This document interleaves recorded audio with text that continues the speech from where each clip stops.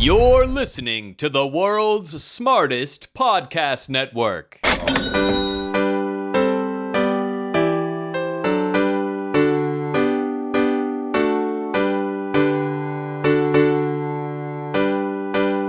Welcome back to Majoring in Everything. I'm your host, Andrea Jones-Rooy. We are here with a very special guest today. I'm so excited he's joining us to talk about his multidimensional life. That's the whole intro. Come on, welcome to the show, Tyler Whitman. Oh my God, the crowd goes wild. Yes. Very good. I have our editor, Eric, does put in clapping sounds. So this is going to sound like we're in an amphitheater right now. But for the moment, I'm just banging honestly, around. I think people at home are probably losing their minds right now. Yes. So it all makes sense. Yes. They're setting off fireworks and those sorts of things. So Tyler Whitman, if you don't already know who he is a reality television star. You know him from $1 Million Listing New York. He is a dynamite real estate agent here in New York City and in the Hamptons. Mm-hmm. And is being tortured for years and years by me, mainly, because he is my real estate agent, and I am the pickiest person on the planet, as anyone who has seen our episode together already knows. We don't need to dwell on that. He is also a horseback rider. He is a outspoken, sort of like an honest person who talks about, sobriety, weight loss, things that a lot of people don't feel comfortable talking about. You've really, in my mind, been a leader in sort of candor in that space, and a podcaster. You have a podcast that's out now, new-ish, right? Brand new. Brand new. Tuesday, we released our third episode. And weirdly, I got to say, podcasting has quickly become my favorite thing. Nice. I really love it. Why? I mean, with all the excitement going on in your life, podcasts seem surprising to be that interesting. Well, I say this as someone who does a podcast. I'm like, get me out of here. Yeah. What's I think nice about the podcast is, I put a lot of content out on social media via videos and everything. I find that podcasting is the only platform where you can do long form and people sign up for it and are tuning in because of the long form. And I've never had a platform or, really, and maybe I'll write a book one day. That's in the pipeline, the dream pipeline. I have not picked up a pen yet, but but you're sitting at your desk. You're partway there. Yes. Yeah. I actually have named the book, but are you allowed to share it? Oh, I'll tell you that story. Okay. Because it is kind of like it's tied to the weight loss, but the book's not going to be just about weight loss. Okay. But the reason I love podcasting is because it's the first time I've had a platform to actually tell stories. Mm-hmm. And and I co-host it with my good friend, Glenda Baker, who is the reason I've known Glenda for a really long time now. So, and she's become like a TikTok famous person. She has like 150 million views on TikTok. It's insanity. Oh my gosh. Wow. And I get excited when I get over getting the 3 digits.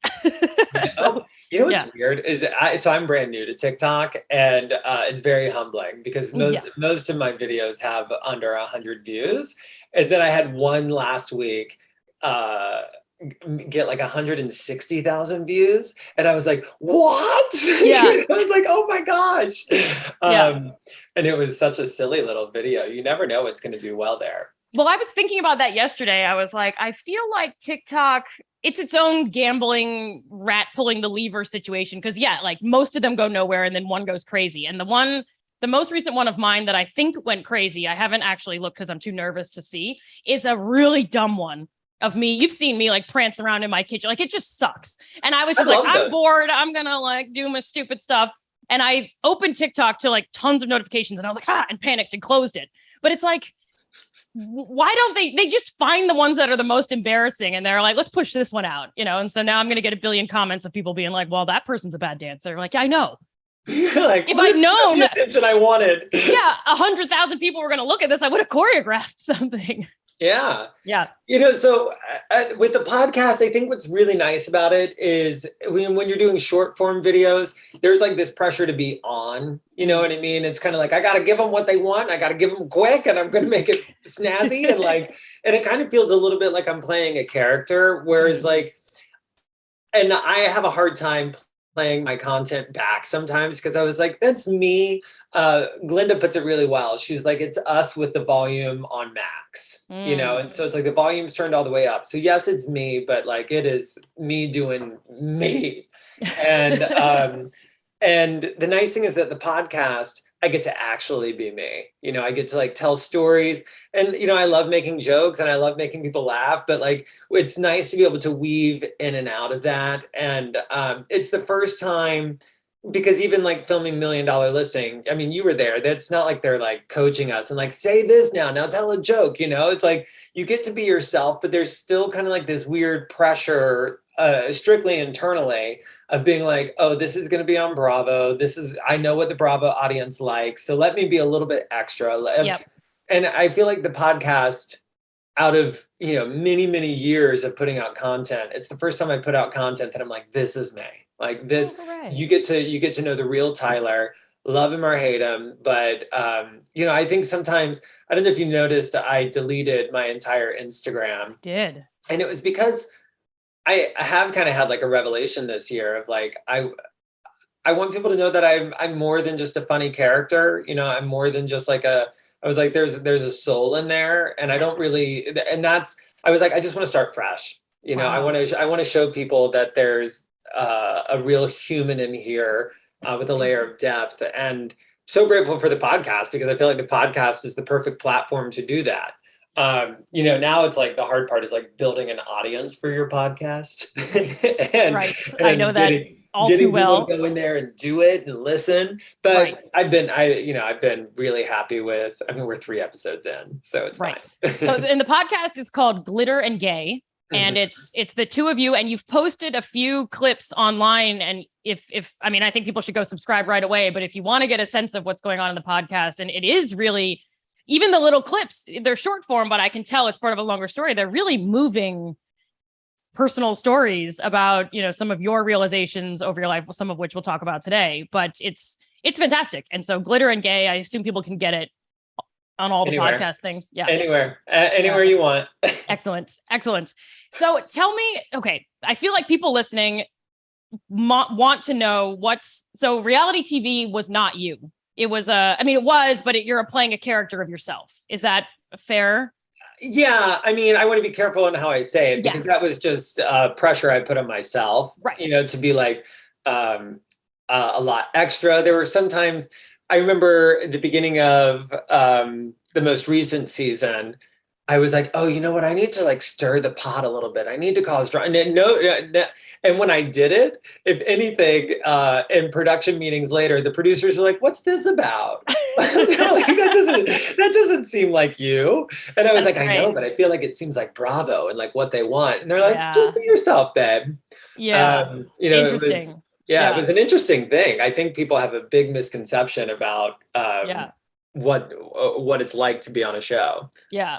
I will say the very, limited view I had into it is I suspected it was all totally real, but we just walk in and no one's telling you what to say. You just showed me the apartments like you normally would. So it was a lot less like rigged, I'm putting that in air quotes, than maybe you might think on the outside. But I know what you mean. I think that's interesting about like, you start to perform, the general you, in anticipation of what you think your audience wants to see. And I think we all do that. You probably, in front of all these TVs, and you've got a big spotlight on you, and you're on these cameras and you're on TV, you put even more pressure. But I notice it when I walk into a classroom versus a comedy club versus a whatever. Like I'll change who I am to fit what I think the room wants from me in that moment. Oh yeah, no, I imagine I've never done stand-up, but I imagine it's a very similar feeling to doing stand-up, right? Because like, I'm here to make these people laugh. And so like, I've got to go into my funny character and I've got to do my thing. And I'm sure it's a very similar experience that's going on mentally. Yeah. Yeah. Like you're not lying. I'm not saying things that aren't true. I'm speaking my own perspective, but I'm definitely heightening all of it. Oh, for sure. For sure. Yeah. So when you were growing up, what did you imagine for your life as a kid looking at being an adult? I was born a dreamer. I from a very young age, I wanted to live a big, fabulous life. And I was very lucky that I was born to parents that totally championed that. My parents are still my biggest fan. I think if anything, it may have backfired a little bit because, like I remember, so I auditioned for, I'm not that great of a singer, but I auditioned for American Idol several times. I didn't know that. Oh, A that's few so great. Wow. And I remember when I was in high school, I auditioned for season 3. I was a senior in high school. So old enough to have like some wits about me. And I remember when I was auditioning, when I decided I was going to audition, I was talking to my mom and I wasn't even thinking about the initial audition. I was like, what am I going to sing on the finale?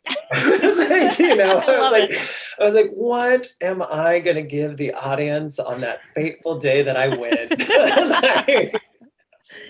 I've had thought a version of that where I've, as you know, gotten my hair cut at several points in my life. I've been like, I'm chopping it all off. And at one point I was like, but do I want to have short hair for my book tour? And I was like, I haven't written a book. I'm with you. I haven't picked up a pen. And I was like, is it going to grow out in time? I was like, well, it's just delusional. But you're, yeah. Wait, so what did you decide on for the finale? Did you figure something out? No. Okay. Actually, I probably did, but didn't make it. So Okay. it didn't quite get to that level. Have you made it anywhere on the to the show or the pre when they show all the people? Can anyone look up you? There's no. I've desperately searched. So the first time I didn't make you. If I remember correctly, this was so long ago. Yeah. I auditioned at the Superdome in New Orleans, and there's thousands and thousands of people there. And for the initial audition, there's like 10 tables on the field, and they just line you up in front of each table. And you go down there in a cappella, you've got like 15 seconds, and they just say yes or no. And so the first time I was a no at that, and I was like, so I'm not going to be on the finale? And I was like, is this, I understand that, and that's I remember amazing. It was funny because it was so intimidating to watch because almost nobody got moved through that first round. I was going to ask what the rate that's definitely the biggest elimination round, because the second time I auditioned, I did make it through that round. Right. And then you immediately go through to a different part. I auditioned in a different arena that year, but you move into kind of like a conference room of the arena. And then that's when you go through and you sing for the actual executive producers, which at the time was Nigel Lithgow. Is that his name? I was a huge So You Think You Can Dance fan. And he's like that British judge on So You Think You Can Dance. Yeah, yeah. And anyway, so you sang in front of him. And I can't remember what I sang for that either. But I went in, I remember he went, "You're way too affected." Meaning that I was like too on, which is kind of like, wow. A feedback that I've gotten throughout my life is that I tend to be a little too on and people don't feel like it's authentic sometimes. And so that's honestly been kind of like the journey of my 30s, is being like, oh, right, I need to just be real. And if people like that, they like that. And if they don't, they don't. But trying not to affect it too much to be this thing that I'm not. Yeah, way too affected. That's almost chilling when one of those, like a stranger tells you something that ends up being really you're still thinking about it, right? Like how many random things do we hear from strangers and totally ignore? But that sounds like he pierced your soul in a big way. Totally. And it showed up. I would say it still shows up for me every now and then. I've gotten that feedback a lot less in my 30s, but all throughout my 20s, people were like, we get it. We understand you're like a thing. Wow. Well, I don't know if there's an easy answer to this, but to what do you attribute that need to be on, or that instinct? Why does this seem like that's accurate for you? Because you don't strike me as on, but maybe when we hang out, you're not. Well, I'm very relaxed with you, but you also met me when I was on the other side of the healing. You know what I mean? I think for me, I know exactly what it was. I was the fat gay kid my entire life, which, I came out of the closet in the late 90s, but people always ask, they're like, were you picked on for being gay as a kid? I was like, no, I was picked on because I was the fattest kid at school. I was like, that was the trauma. But I was desperate to like fit in and desperate to have friends.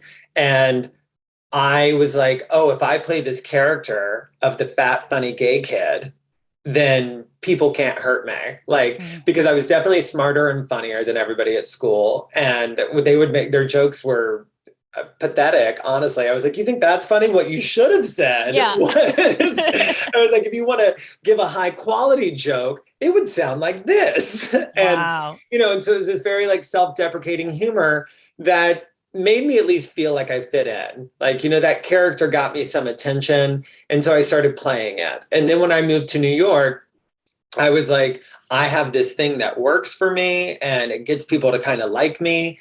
The challenge is that while people kind of liked initial interactions with me, it was very hard to connect with me as a person, because I think people would quickly realize like, oh, this is all very surface level, artificial. We're not getting to know like who the actual person is. And that's really when like my addiction spiral began, because there was so much like shame around it of me being like, well, I know people aren't going to like the real me because I already experienced that. And now people don't like this thing that I've tried to become. And so I'm just like not a likable person. Like there's, no matter what I do, no matter how nice I am, no matter how hard I try to like make these jokes, I was like, I'm just not a likable person.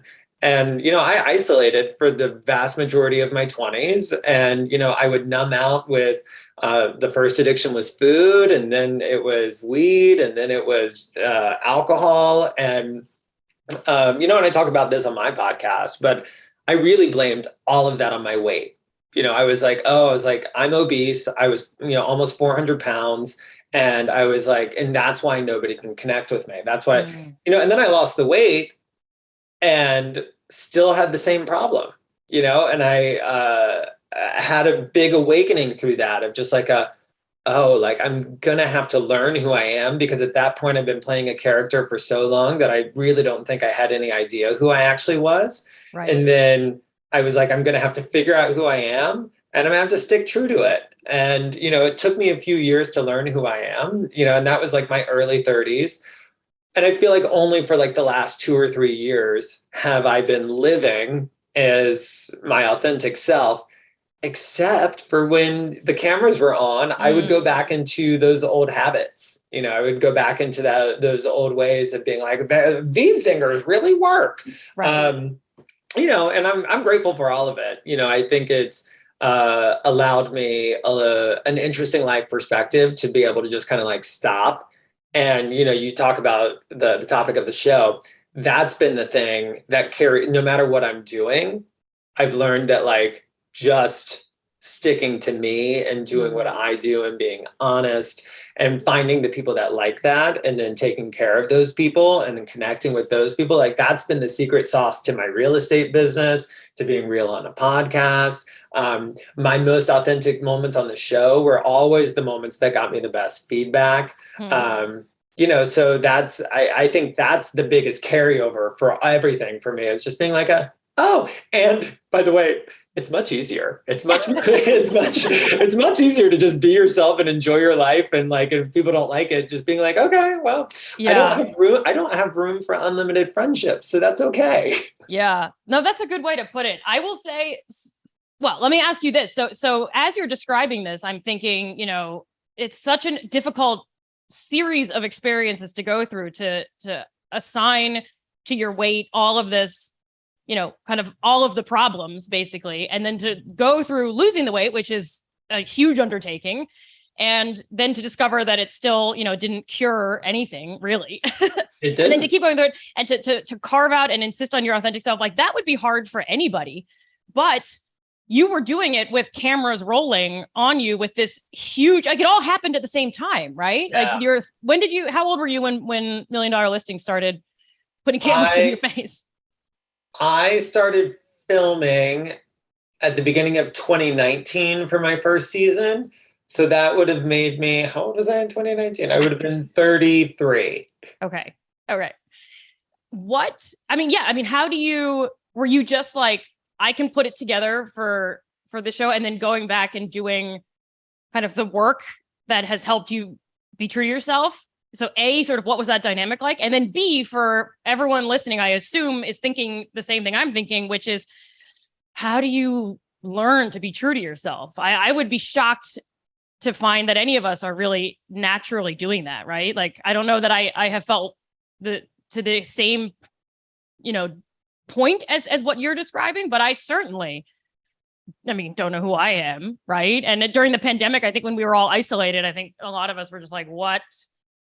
I just have a life that used to have stuff in it, and now I don't, and now I'm just here, and I'm not sure I exist. Like, how do you? It sounds like you figured it out. Tell us the secret. That's my point. I figured out. Well, firstly, I was failing at it for a long time, and I was lost and tortured, and my alcohol problem peaked from I would say age 31 to 34, until I got sober, and so it was this constant torture of, this isn't going to happen. It wasn't my weight. People just don't like me. and so I would just drink to numb out. And when the pandemic hit was when I got sober, and or at least when I quit drinking, and I wasn't really doing, but there was something about being alone for that long of a time, and just starting to do a lot of self-care, so I started journaling. I started meditating a lot. And I'm not exaggerating. I was probably doing like 2 or 3 2-hour walks a day, where I would just listen to podcasts, listen to music, and just be with my thoughts, and I was like listening to those thoughts. And then those were the kind of things I was writing about. And then when I started to work a program around my sobriety, that's when the magic happened. Like, that was like working through the steps is such like an easy way to really like dissect every thought you have, get to the root of what is causing it, and does it serve you and does it not? And then all these steps to deal with them and to take care of them and to nurture them, eliminate them, whatever it is that you need to do with those thoughts. Those, I'm definitely somebody who is like, whether or not you're an addict, I highly recommend doing 12 steps, because even like there's 12 steps for way more things than just alcohol, but going through each one and working through them, I got right down to the core of like, okay, this is my purpose. This is what I want to do with my life. This is what's important to me. These are the things that don't serve me. And through that, and it's still a process, I'm still doing all the work, but I live a very happy life these days. Like, I do feel pretty untouchable in terms of just like how other people are behaving and the things that I used to like take on and make all about me. You realize it's just a loss of ego. If you let go of the ego and realize that nothing is actually about you, which was so painful and freeing simultaneously. Mm-hmm. I'm like, everybody's just thinking about themselves. Like, no, the shame spiral in my head was that, people are talking bad about me. People are thinking poorly about me. And then I realized, I'm like, no, they're not. Yeah. Like, they're not thinking about me at all. Nobody gives a shit. Yeah. I will also say, we talked about your podcast. I will say your social media, and yes, it's more, bite-sized and you have to be more on for it. But one of everyone should follow you. It's Tyler Whitman on Instagram, right? And TikTok, I assume. One of the ones that you posted, I think a couple of weeks ago, was something along those lines. And I think I watched it like a bunch of times, like a real creep. Because you said, it was exactly that. It was like, everyone's thinking about me. What are they thinking? What are they going to think? And you're like, they're not thinking about you. And it's not just that, but they're thinking about themselves. And it was that second piece in particular that I hadn't really heard it framed that way. And I was like, oh, thank God. Like, I'm sitting here being like, I haven't posted in a while. I bet people are mad. Like, no, they're not. Have you ever thought about someone you follow on TikTok and been like, why aren't you posting more? You're just like, they're busy. I don't know. It's all made up over there. It was hugely liberating. So everyone follow him. It's great. That, by the way, I feel like that was like a universe moment that I needed, because yesterday I was filming, on Wednesdays, I try to put up like something inspiring, like a little bit of advice. And I have this saying that I stole from someone along the way. I didn't make this up. But it's, did you really have a bad day? Or are you just having a bad 5 minutes that you milked all day? And it's my favorite. I say it all the time. And so yesterday I sat in front of my camera and I tried to, and every single time I made it, I was like, why does it sound dumb? And so I just never posted it. And then I went to bed last night and I was like, everybody's going to be so upset I didn't post today. And then I was like, no, they're not. Yeah. Nobody cares. Nobody cares. No one knows what day it is. I've done that too with the podcast. I released it on a certain day and I was like, I missed a day. And like, literally no one is like, where is it? Like maybe if you're, I don't know. I was going to say like Obama and like some of the most famous people in the world who are like, every Monday I'm going to do something. You might get like someone who's like, where is it? But even then, probably not. Yeah. No, it's wild. I will also say, so you're not in it. Maybe it doesn't always come out on Mondays and that's great, but Magic Market Mondays is another fun thing that you've been doing. Thank you. And that's advice basically about the real estate market and what the heck is going on around here. Yeah. No, I these are all things that, and now I'm going to start doing them more professionally. I hired somebody to come in and make all these videos. Oh, nice. And so that was the other thing in my head was like, I should just pause these until I have the professional versions. And I was like, never mind. Okay. Yeah. Because nobody cares. Yeah. No, and it's the same. I've gotten myself in a mess where I haven't posted for a long time. And then I was like, I can't go back. They're all mad. And then I started to post something. I was like, I'm sorry, I've been away. But every time I see someone post something that says, I'm sorry, I haven't been here, I'm like, I didn't know. I have no idea. We're busy. There's other stuff going on. The other thing I will say, as long as we're on the social media side of things and the sort of thinking about others and your ego, you texted me some really helpful advice right ahead of our episode airing on $1 Million Listing New York, where you were like, follow Beyonce's advice, like don't scroll. Like people are going to say some wild stuff, like the meanest stuff you never thought of, and it's not going to serve you, and just like hashtag don't scroll. And I even looked up articles about Beyonce's like don't scroll advice. And I used it for that. And I have used it since. Every now and again I give in and I look and you're just like, oh my God. People have said such weird, and you're like, oh, I guess I do touch my skin too much. I get weird stuff. And it's not helpful to see it or hear it. How do you handle, is that the secret to dealing with being vulnerable on such a huge TV, social media, podcast? Like so I have found, and I don't know if this is always true, but I've found different platforms have different types of people giving feedback. So I'm pretty lucky on Instagram. I get like 95% positivity on Instagram. And I like to engage with those people, and like an audience, it's so nice of them to engage with you. And I heard somebody speak that it's like almost rude not to engage back with these people, like, especially whenever you're early on and like you're starting to build something, like you need to show love and appreciation to the people who are supporting you. Yeah. And especially like in the comments and in the DMs. And so I do read those, and every now and then I'll get like one that I'm like, okay, but there's so much love that it's very easy for me to be like, okay, you're crazy. Yeah. Now I don't have Twitter anymore because I don't think there is a nice thing about me on Twitter.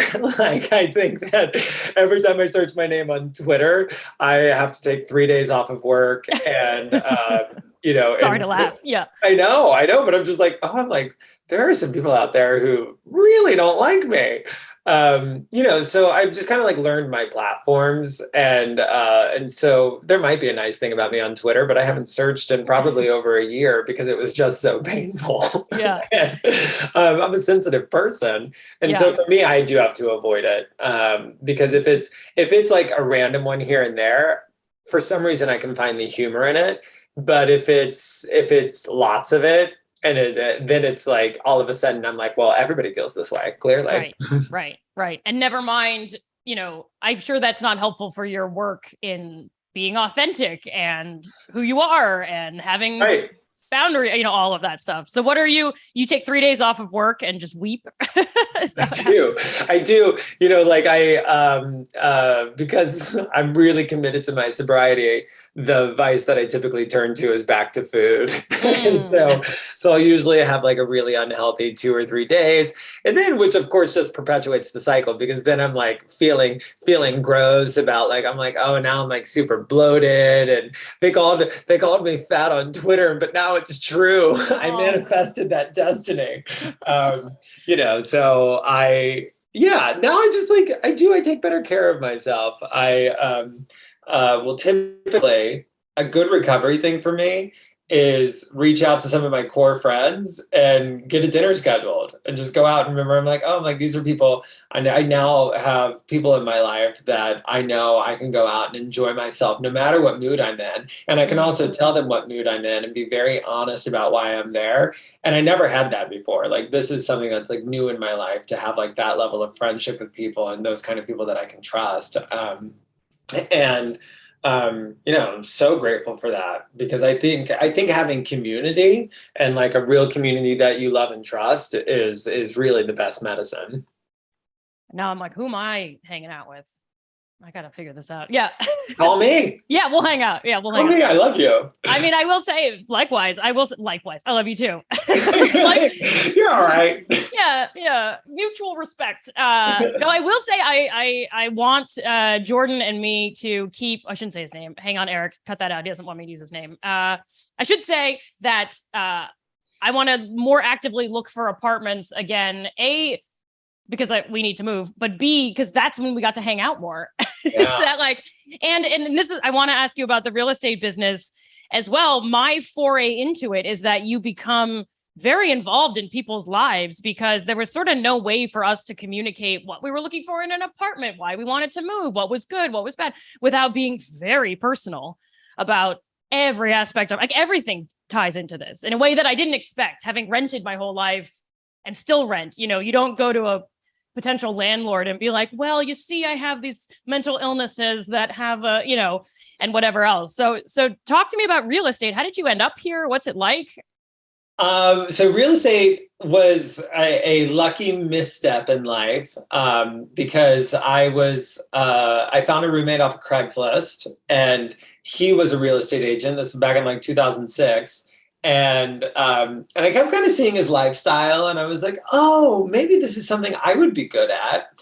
And so I eventually just got my license and started doing like entry-level rentals, mainly for fresh college graduates who were moving to the city for their first jobs and looking for the cheapest places possible, or, trying to cram 6 people into a 2-bedroom, that kind of thing. I was good at that.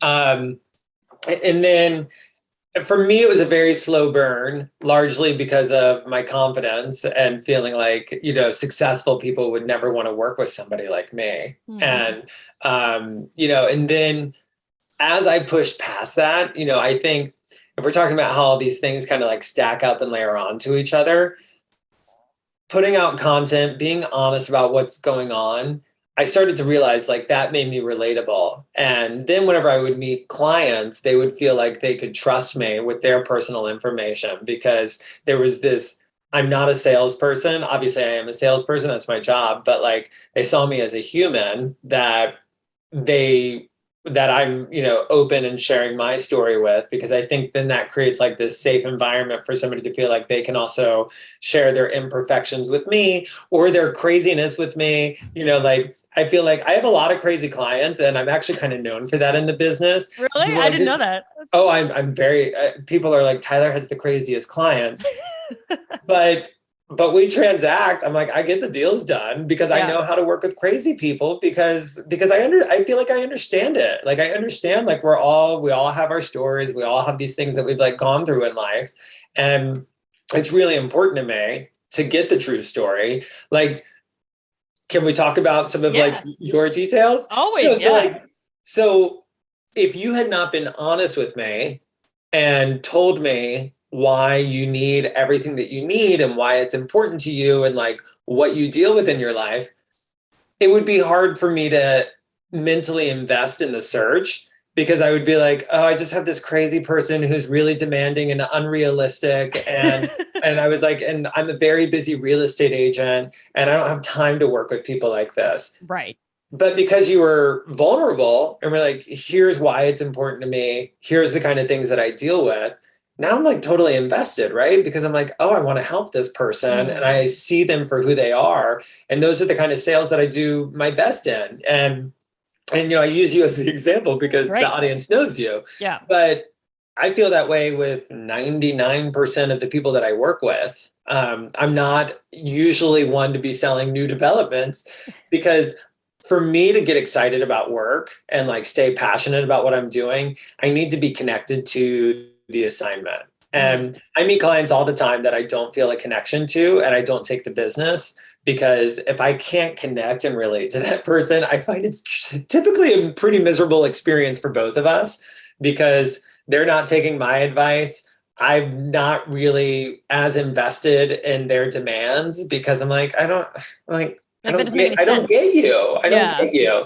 Yeah. So having that kind of relationship when I'm doing a huge transaction, we're not buying peanuts, is really important to me. And I think like not everybody likes working with me. And that's part of the thing we have to learn as a real estate agent is that there's a saying, if you're for everybody, you're for nobody. Right. And so I had to learn that like, this is a relationship business and I can't be in a relationship. First, I don't have the capacity to sell everybody a place. And B, I value that part of it. Like there's also real estate agents who suck at the relationship part. And that's why some people hire them. They're like, I just need somebody who's going to emotionally disconnect from this, doesn't care who's mad at them, who likes them. And there's a lot of really successful brokers who are in that personality type. I'm not one of them. Yeah. Like that's not how I built my business. It's hard for me to imagine you doing that to anyone. Yeah. I was like, oh, okay. Yeah. Cold business only Tyler Whitman over here. I know. Yeah. In the off chance listeners haven't seen the episode that I was on with Tyler on $1 Million Listing, I was demanding and still am a place that has not been lived in yet because of OCD and other anxieties that make me, I would spend the first 6 years cleaning the back of the oven. Like it would be nuts. And I say nuts in a self-directed because it's actually nuts. So we don't need to belabor it, but I did literally the title of our episode is This NYU Professor is Making Tyler Whitman's Life Difficult. And wait, it's not just never lived in before. That would make it easy. Yeah, there's more. Yeah. Yeah, no, it needs private outdoor space. It needs 3 bedrooms, but they need the secondary bedrooms not to share a wall because they don't want to hear each other's voices. There's more. I can't even think. I mean, it kind of needs to have a good view, which we haven't been explicit about, but I'll be like literally you showed us this great place. And one of the many problems I had with it was, not many problems. It was a beautiful place. And we like almost went down that route, but I was like, the private outdoor space sort of overlooks like a messy area. And it's like, it's New York City. Like, this is not. It's not only New York City, but you want to be at like a downtown funky location. We're not looking on the Upper East Side. Yeah. It's like you can live in a pretty pristine part of town, but not in the trash heap neighborhoods that you're choosing.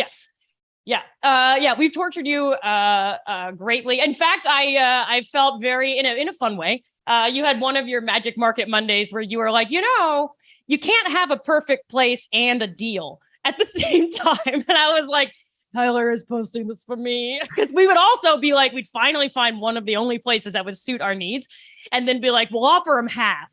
Tyler, do your magic. I was like, well, we started this search in like the dark days of the pandemic where I was like, let's go for it. Yeah, it made sense when we started. Going to be the only offer. Yeah. No, you're extremely patient. And yeah, like I said, I had no idea going into this. We knew each other and I knew, but I hadn't really had a conversation. I'm really more new of you. And I feel like I was like, oh, there's no way this will work without being like, here's what we're dealing with. Oh, for sure. Yeah, you get a window into people's relationships, of course, their finances, but also like probably emotions around risk aversion and weird stuff. Because where you live is like a reflection of who you are. I say it with like a million knives behind me, like a crazy person. I know. I'm actually looking behind you and I'm like, I don't think that kitchen was brand new when you moved in there. Just saying. It was It actually. was? Yeah, we've just been here for a million years. And Oh, okay. this kitchen is actually the reason, well, not the reason, but it's one of the reasons that I'm insisting on a new place for where we live. And it's, as everyone, I mean, it's highly unsympathetic. There's a million great apartments. I'm being an asshole, I know. But I had always lived in previously owned places and rented all kinds of crap and lived with a million roommates, like all that stuff. And we moved into this place and it was brand new. And I was like, it was still anxiety producing because I was like, the sawdust is going to kill us. Like it was just wild, paint chips. Went nuts. We almost broke up like 8 times that first week we moved in. Like we had a fight over a Brita filter because I was like, it's contaminated. Like it was insane.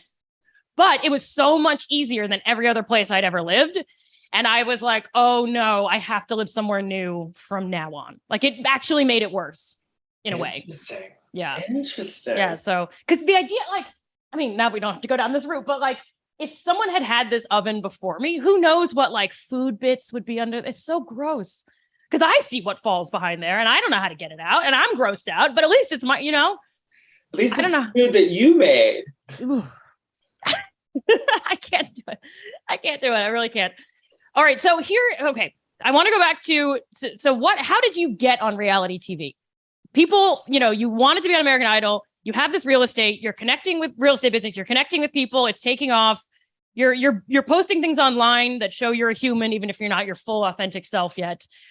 Were you just like, was it insane for you to just what happened? How did you get on this show? Oh, it was the coolest, easiest thing that's probably happened to me. I started putting out a lot of like quirky marketing stuff for my real estate content. And then, and this was like just one of those awesome lessons of like how all the little things that we do stack up and surprise us. And I was I posted this, it was the first time I made a commercial that was like a professional commercial. And I call it the bathtub video because I end up like taking a bath with the clients and talking about how like relaxing and spa like the apartment is. And I got a phone call probably like 2 months after I posted that.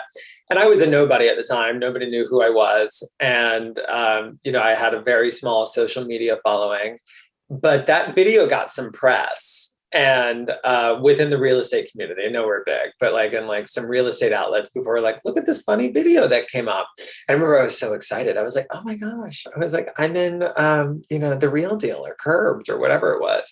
And about 2 months afterward, I got a phone call from the show saying that they wanted to meet with me. And I remember because I was so insecure. And I was starting to get catfished a lot by this kind of happens in real estate because it's such like a vicious competitive industry where a lot of agents were like calling me, pretending to be buyers on certain listings. And then I always felt like I was trying to get like trapped into something. Wow.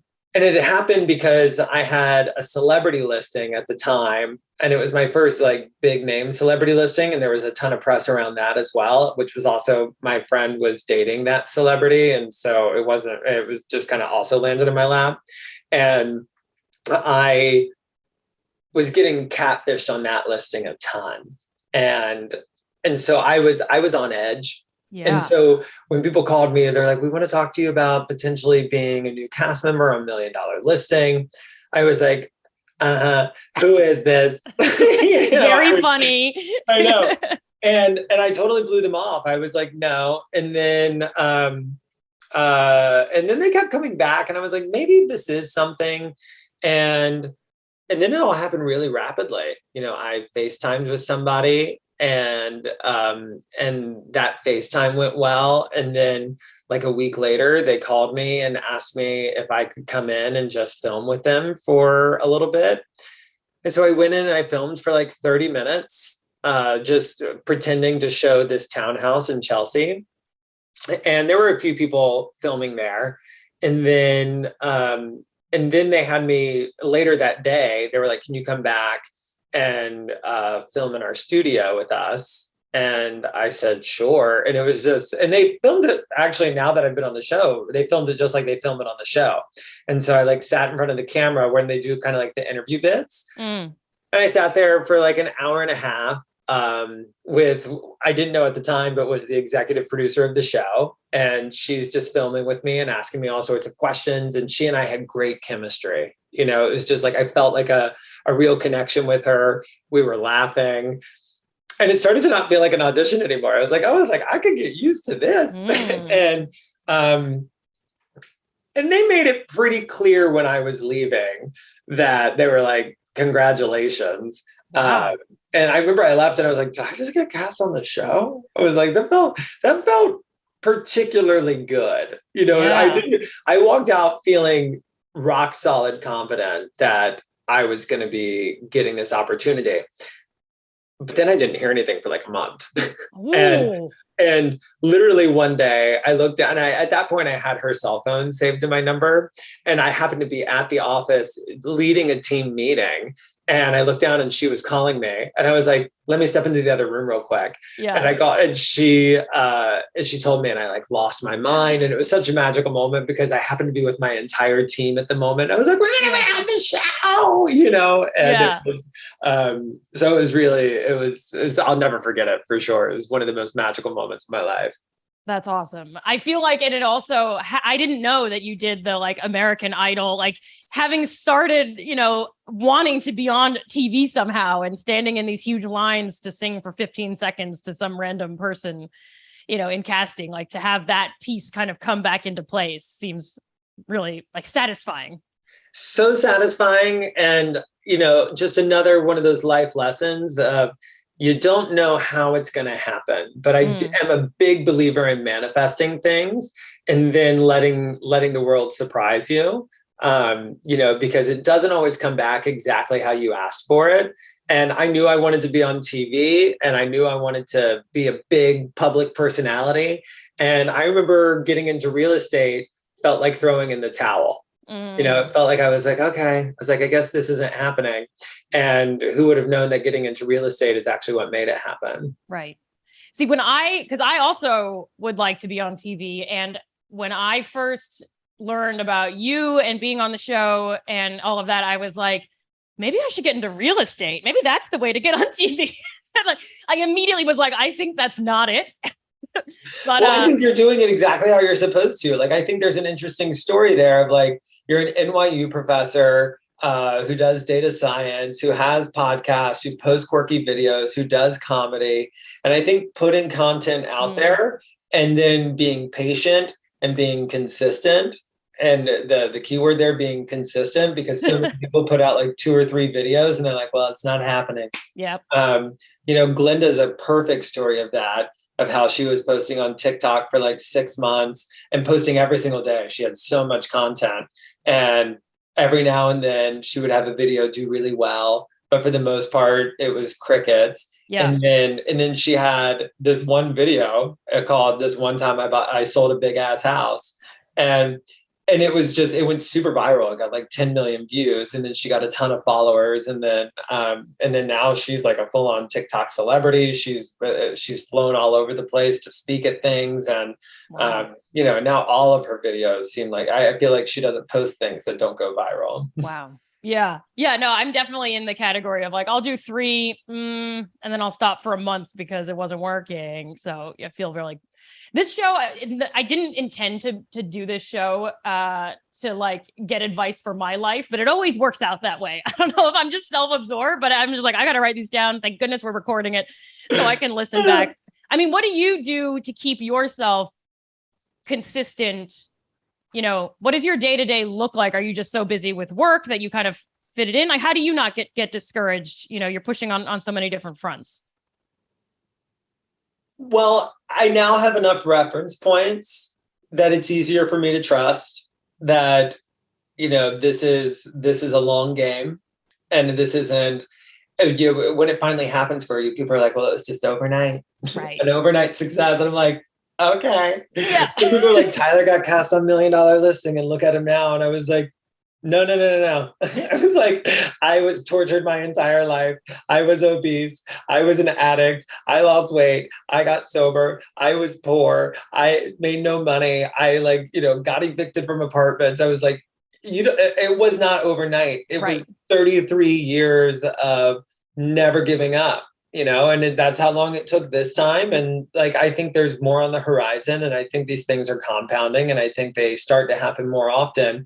But I think the reason they start to happen more often is because now I believe it, right? Now this is not something that I'm constantly questioning and feeling insecure about, and content that doesn't do well, or whatever thing that I was really excited about that doesn't work out. My gut reaction now is okay, well, now I'm one step closer to the thing that is. Because I'm just it's just okay. I was well, I did that. That's not going to be the thing. So I'm going to keep going and just do the next thing.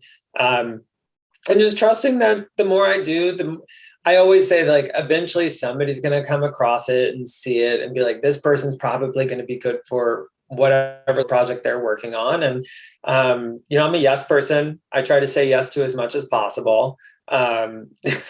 Depending on who's listening. Right. The only thing I'm not much of a yes person for is, and it's not because I don't want to be a yes person for this, I do probably get 400 or 500 DMs a week from real estate agents who want to know if they can pick my brain for 30 minutes. And I just can't say yes. I'm I don't have time for all that. I'm sorry. Yeah. This would be a revelation for me. I haven't done extensive market research, but I don't think many real estate agents listen to this podcast yet, but they might tune into your episode. And so let's lay it out there. You don't have time to be brain picked for, man, the fact that you get those messages and you read those messages. I get asked maybe twice a month to can we have coffee and just talk about whatever, and which is barely ever. And even then I'm I'm sort of busy, but I'm not. I'm just sitting at home, but I just really don't want to. And that's really mean. I should meet with people. It's not mean. It's okay to just be have a boundary there. I used to feel really guilty about it because I have to remind myself that so many real estate agents early on were generous with their time and information, and I learned from them. And so my version of giving that back out is all my secrets are on the internet. Yeah. You know what I mean? I put out the content. I'm not going to tell you something in our one-on-one meeting that you didn't get from one of my videos. Right. Yeah. It'd be funny if for example, in this podcast, you were coming out with stuff that was just totally different from your videos. You're everyone's thinking about you. Real secrets. Yeah. Losing weight will solve all your problems. What else? Let's go.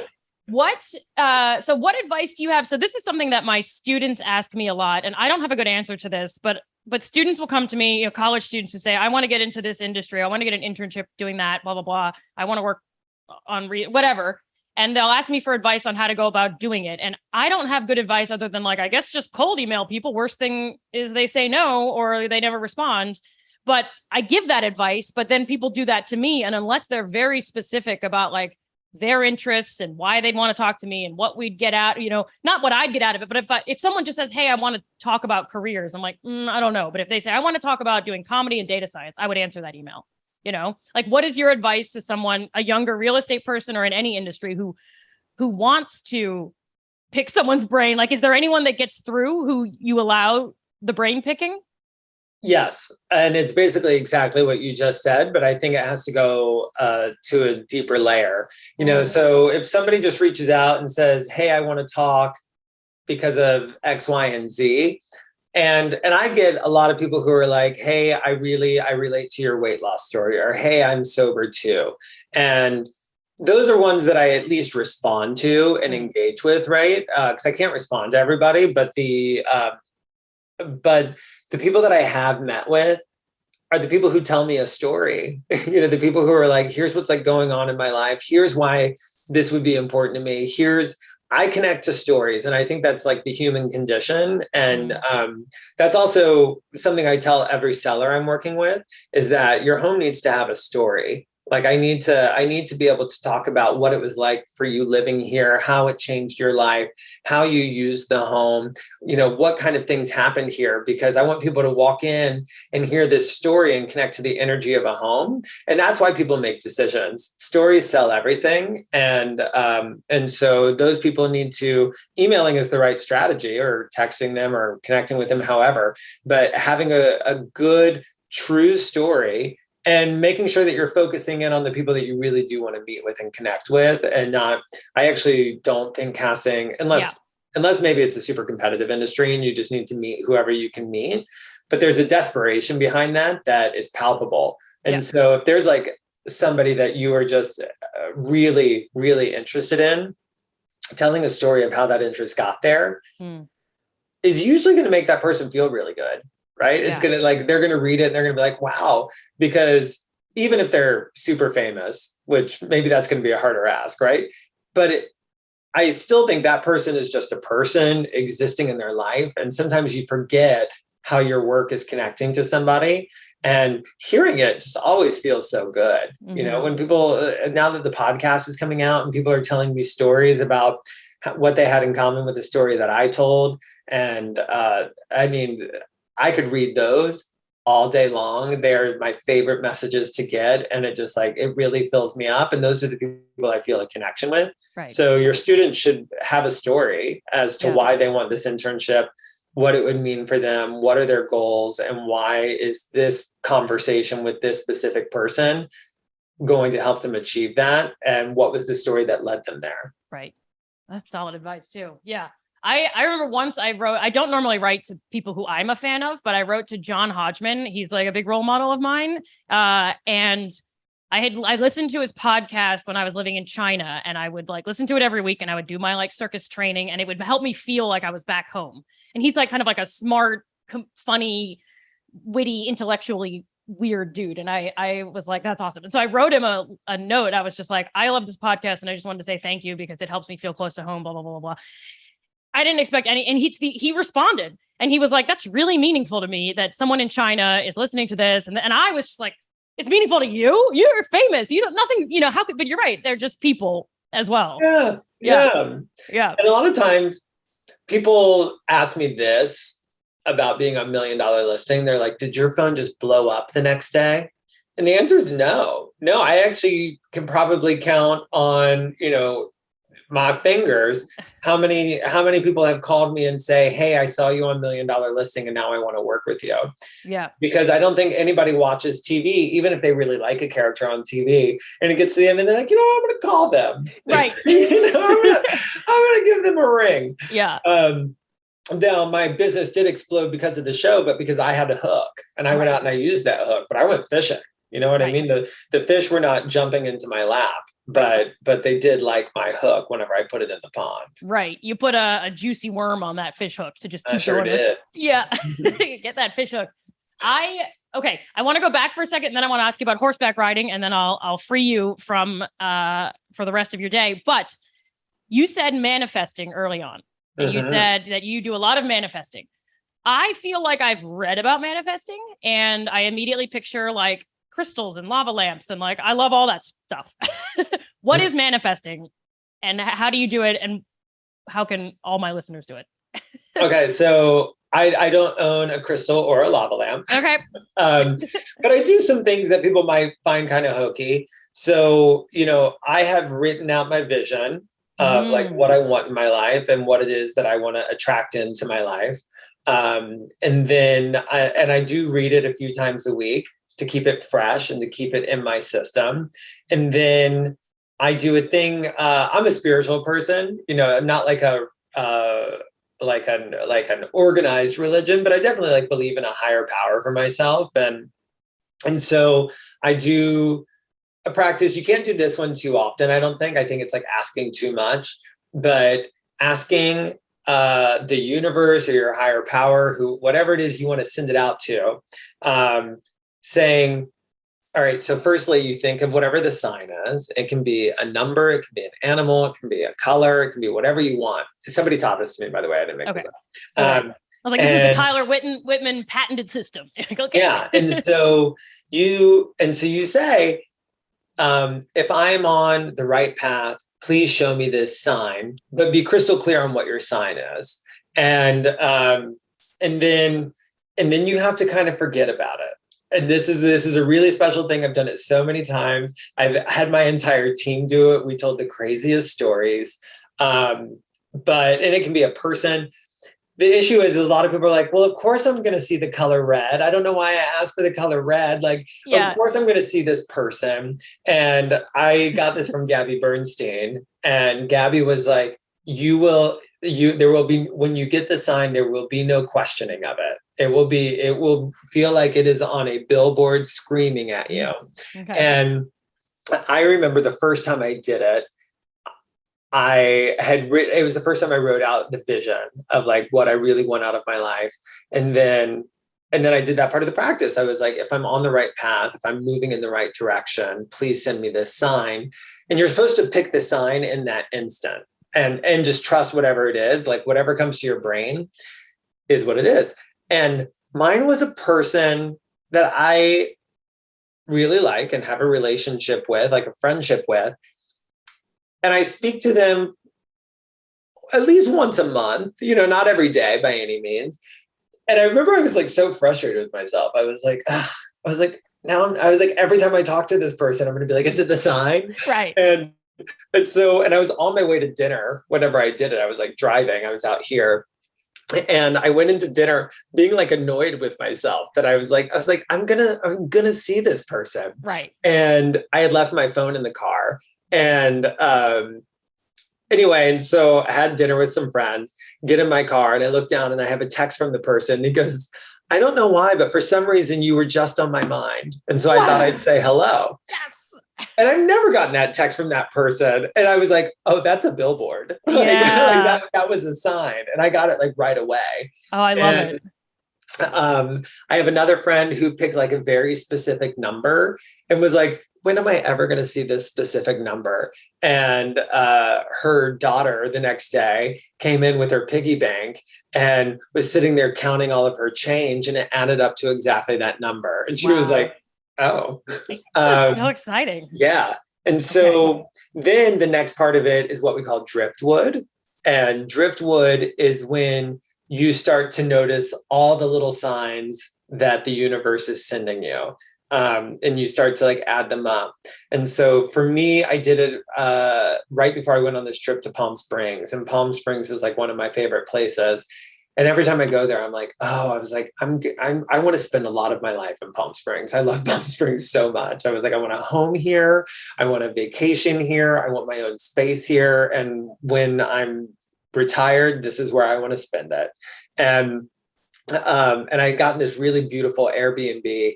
And whenever I got there, the address was 850 North Avenida Caballeros, but 850 was my area code growing up. And I was like, is that a sign that this is home? And then I started seeing 850 everywhere on that trip.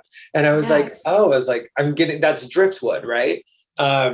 And so like you notice it and then it kind of pops up everywhere. Is that's the piece? Yeah, it's like a normal thing, a reticular activating system.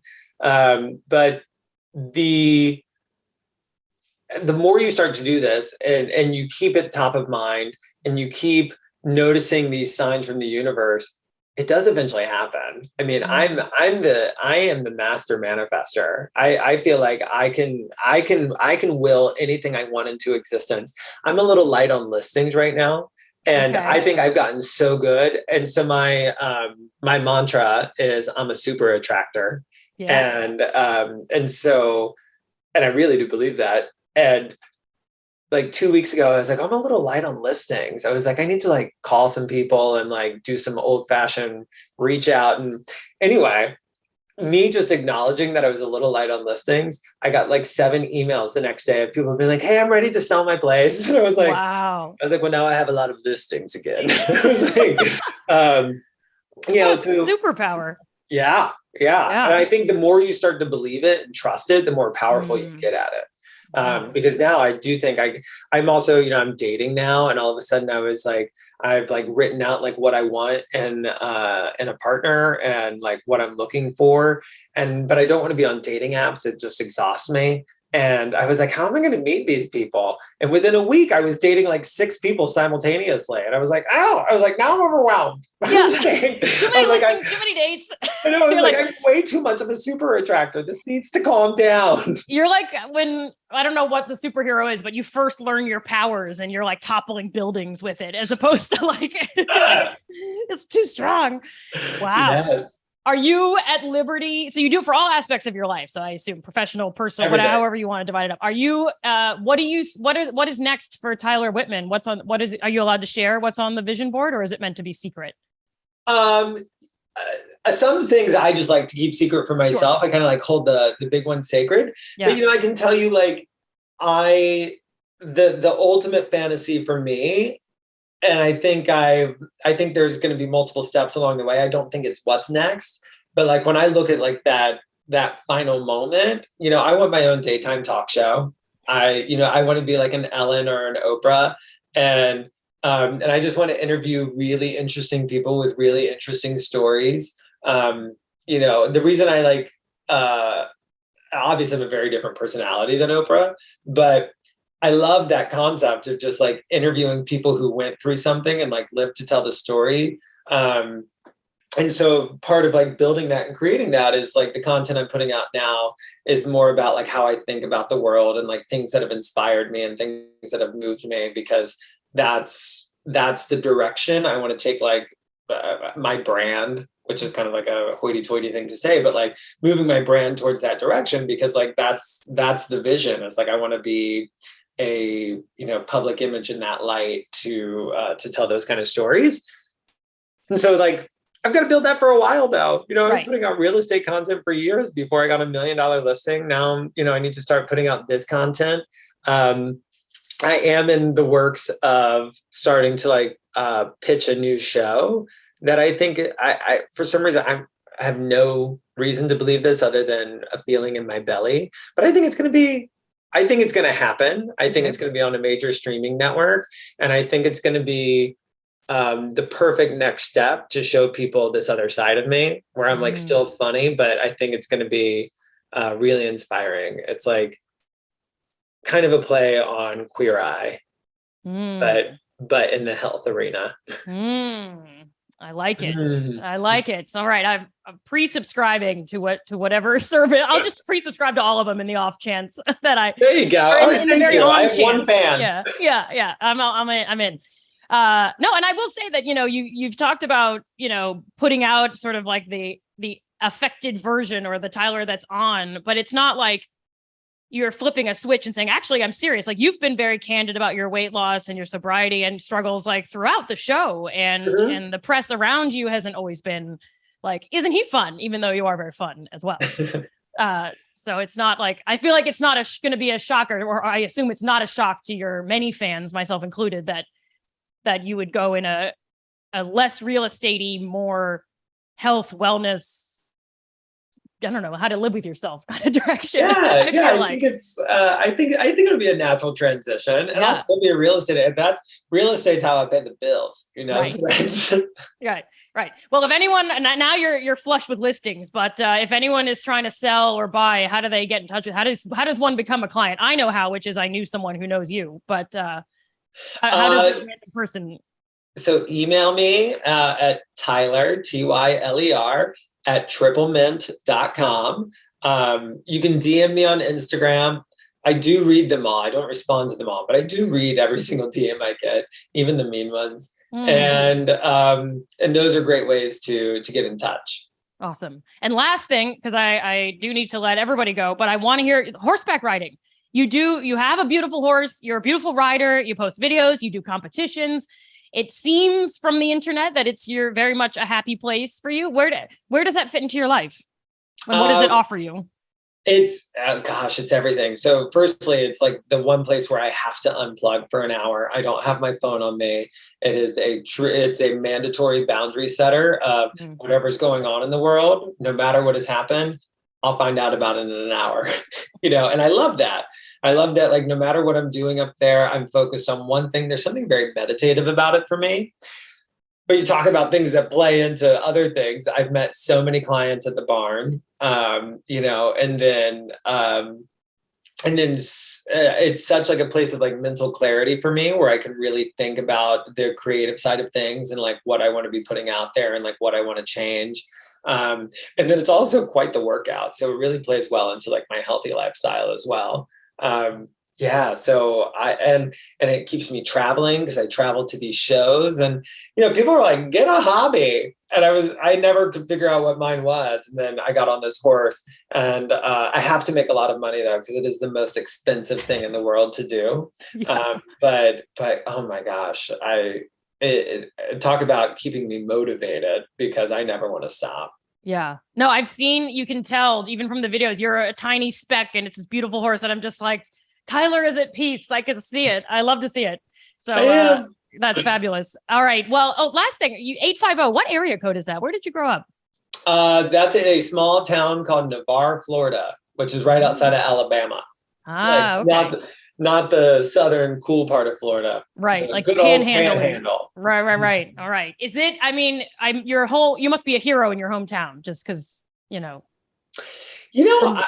I hope. I don't know. I think it's, I don't even know if they know what's going on in my life. That's funny. But I do get a lot of love from a lot of like my childhood friends that I'd like lost connections with. I love like getting messages from them and then being like, you did it. Yeah. I did. Yeah. No, I love it. I was just like, so those who are listening and not watching, Tyler is in a very cute room with purple walls and a Peloton and very cute dogs, like in the Hamptons. And it's like, from like a true American dream story. Wearing my Whitman team WTF Pride shirt. Yes. That is amazing. How do I get a hold of the merch? Where do I get a shirt like that? I have a Whitman team mask because we started working together in the pandemic. So I have pandemic's COVID swag. Oh, I'll send you shirts. Right, I'll send you shirts. They're super comfy too. They're like actually like really nice soft material. We didn't check out. Yeah, I respect. You can tell on t-shirts if they're. Oh, for sure. Right. Yeah. I'm gonna want to wear it, so it's gonna have to feel good. Right. All right, top of the line, Whitman team merch. All right, so where can everyone find you? Find all the things. Where can we look? Instagram is where I'm most active. So I'm Tyler Whitman on Instagram. I think I'm also Tyler Whitman on TikTok. I'm very new to TikTok. I don't even know quite how to. Can you message people on TikTok? I don't know. So don't message me there. Message me on Instagram. I think the answer is yes, but I also I'm not even, I don't know what's going on. So Instagram. Yeah. Awesome. Well, thank you so much. And Glitter and Gay podcast. Oh, the Glitter and Gay podcast. Yeah. Spotify, Apple, I think anywhere you listen to podcasts, it's there. Excellent. All right. Well, And we're not doing ads yet. So you can just listen to the whole thing. It's nice. Right. Get in while it's cheap. And then become a Patreon when the time is right. All right, Tyler, thank you so much for joining us. And we're all excited to see your next steps. Oh, thank you for having me. This is fun. Hooray. And that's our show. Thank you so much for joining us for season 2 of Majoring in Everything. We're very excited to bring you all the amazing guests we've got for you this season. Don't forget to keep majoring in everything yourself. And Eric, did I do it? Is this a good second outro? See you next time.